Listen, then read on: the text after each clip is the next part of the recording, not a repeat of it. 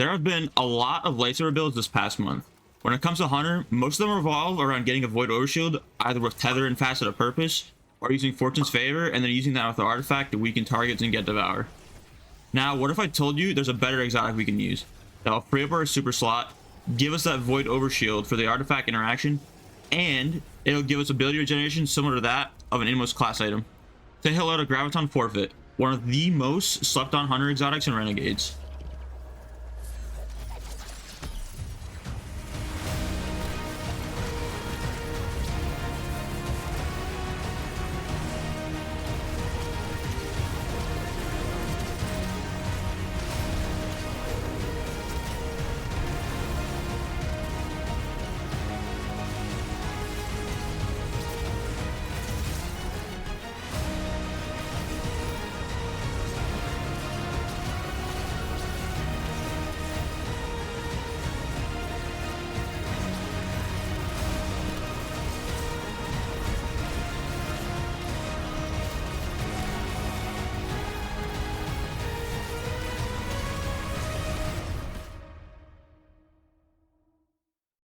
When Renegades first launched, I was excited to try the Graviton Forfeit rework, but of course it was bugged. Status Executioner and Invisibility wouldn't proc the exotic perk, which basically made it dead on arrival. But in mid-December, Bungie fixed the interaction, and that's what finally unlocked this build. With this build, we can effectively stun all champions, have incredible ad clear, have good healing and DR sources, and do good boss damage even in -50 content.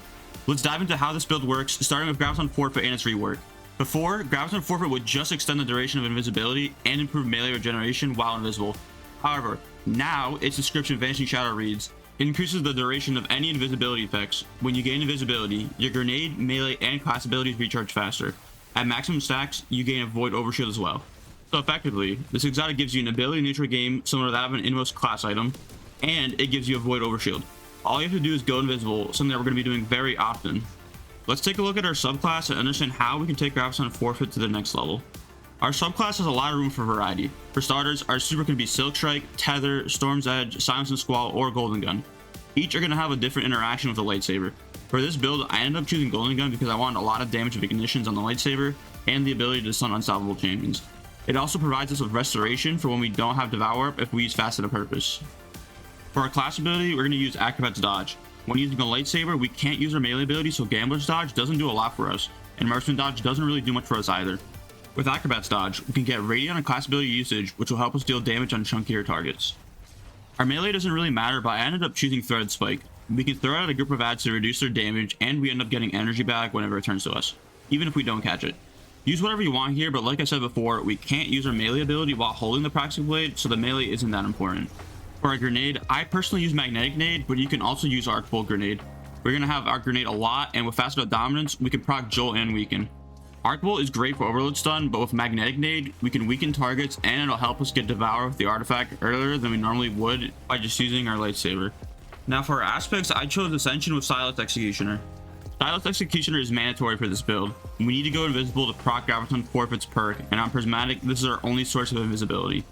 Each time we go invisible, we improve our ability regeneration, and eventually we get our Void Overshield, which will allow us to weaken targets on lightsaber hits. Ascension is not a requirement whatsoever. I use it for applying Jolt, but literally any aspect works here. Feel free to play around with other aspects and let me know if you find anything that works better for you. When it comes to Fragments, I personally recommend running Facet of Protection, Facet of Dominance, Facet of Purpose, and Facet of Hope. Facet of Protection just gives us 15% DR while surrounded, which will be helpful given we are using the Praxic Blade. With Facet of Dominance, we can weaken or jolt targets with our grenades. Because of Graviton Forfeit in one of our armor sets, we're going to have a really high grenade uptime. To me, it made sense to juice our grenade, and Facet of Dominance does just that. With Facet of Purpose, we can get Restoration on orb pickups when using a solo super. As I mentioned earlier, you can use other supers with the current artifact and Devour acting as a healing source. Just keep in mind what effect you'll get from Facet of Purpose as a result.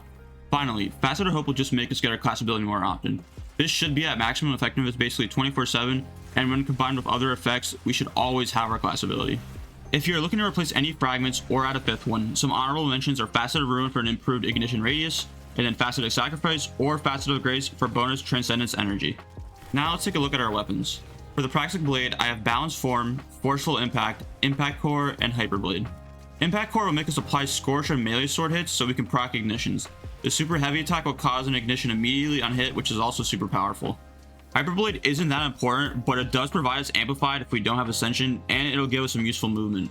For our energy and heavy slot, I'm going to preface this by saying it basically does not matter what you use.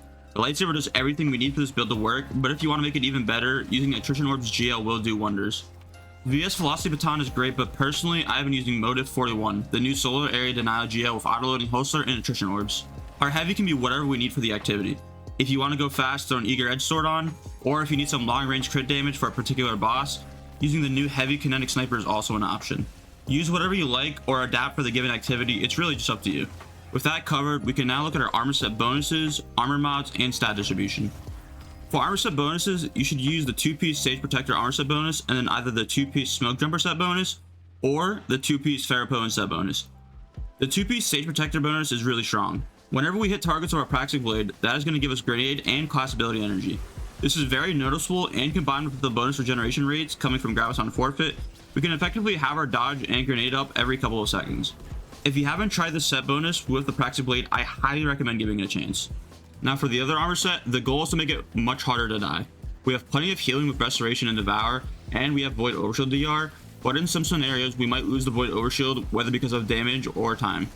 If we use Smoke Jumper with an Attrition Orb Area Denial, we can generate a ton of orbs for DR and make it a lot harder to die.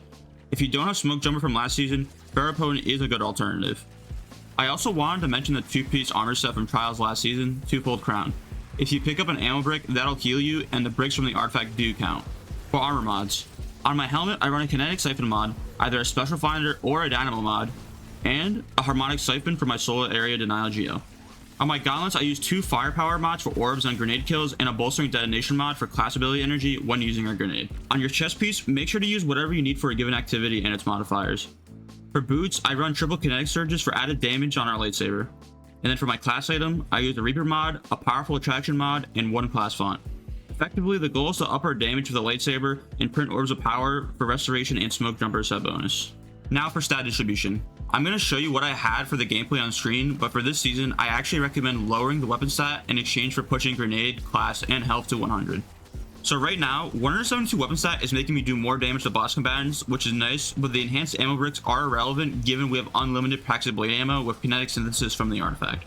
By pushing grenade and class to 100, we can have absolute peak regeneration rate on our abilities. Then with higher health stat, our orbs can heal us a ton as well. So basically, lower your weapon stat in melee as much as possible. Then, prioritize the other 4 stats. Do not go above 100 class stat though, as the overshield on the class ability is known to mess with void overshields. Finally, let's take a look at our artifact. If you are familiar with lightsaber builds, these should be pretty standard. Kinetic Synthesis provides us with ammo bricks for kinetic weapons on kinetic weapon damage, which basically gives us unlimited ammo. Singularity Blade will give us weaken on sword hits when we have a void buff, like our void overshield or invisibility. Then with Power from Pain, we can get Devour from killing those weakened targets. With Void Infestation, we can spread weaken to other targets on kills. Finally, with Combination Argent Blade and Swordstorm combo, we get added damage on our sword hits and deal area of effect damage. If you plan on jolting targets with Ascension or Arc Bolt Grenade, use Dielectric for added bolt charge damage. With the artifact covered, we have everything for this build.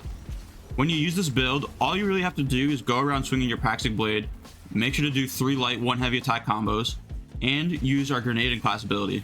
I like to start off my engagements throwing my Threaded Spike melee and Solar Area Denial GL at a group of ads. Then, I'll throw a grenade or Ascension in there and just start swinging away. You'll start gaining chunks of grenade and class ability energy, and once you build up stacks of Vanishing Shadow, you should be getting your grenade and class ability back every 5 to 10 seconds. This build definitely is a little less safe than using Hoyos or Arachne class item, or even Renewal, but you get the added bonus of having much more firepower. I did want to mention that I tested this build in a -50 Grandmaster alert, and noticed it was really effective at ad clear, and it only really struggled on the Taken boss that you can't really sword because he is floating. But yeah, that's my new Praxic Blade Graviton Forfeit build. I hope you guys like it. I'm actually planning on making a separate Void Hunter build using Graviton Forfeit and actual guns, so stay tuned for that one. Void Hunter is actually pretty good now with Graviton Forfeit, so I think you'll like that one. Anyways, if you did enjoy the video and want to see more videos in the future, subscribe. It's free and helps the channel out a lot. Thanks for watching, and I'll see you guys in the next video. Ciao.